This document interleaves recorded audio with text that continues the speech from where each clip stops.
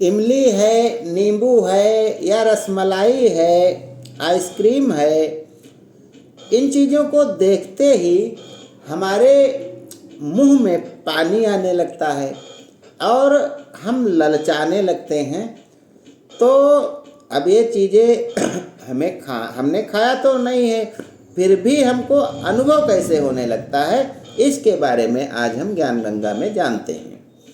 जब कोई चीज़ हम खाते हैं तो सबसे पहले उसे दांतों की सहायता से मुंह में छोटा किया जाता है, यानी छोटे छोटे टुकड़े किए जाते हैं, जिससे खाने की जो नली है उसमें वह अटकने न पाए।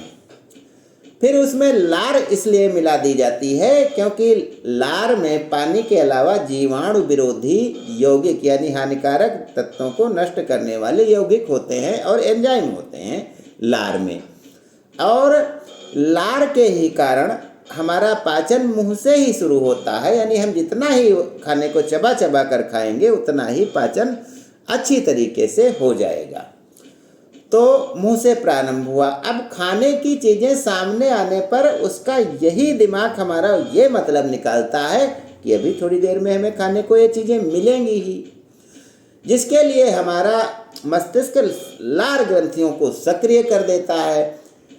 धीरे धीरे अनुभव के कारण बार बार ऐसी चीज़ ऐसे विचार आए, ऐसी चीज़ देखी तो खाने को मिली, तो उस अनुभव के कारण मस्तिष्क की यह आदत बन जाती है कि कोई चीज़ सामने आने पर उसे तो खाना निश्चित मान लेता है, और जब निश्चित मान लेता है तो उसको खाने में जैसा मुंह बनेगा वैसा मुंह भी बनाने लगता है।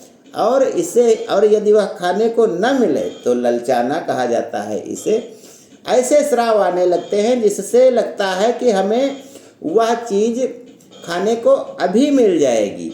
फिर धीरे धीरे यह स्थिति आ जाती है कि सोचने मात्र से ही हमें खाने जैसा अनुभव होने लगता है। जैसे हमारा मस्तिष्क नींबू का विचार, हमारे मस्तिष्क में नींबू खाने का विचार आया तो वैसे ही खट्टा खट्टा लगने लगेगा। यहाँ तक कि नींबू खाकर जैसे हम मुंह बनाते हैं वैसे पहले ही बनाने लगते हैं।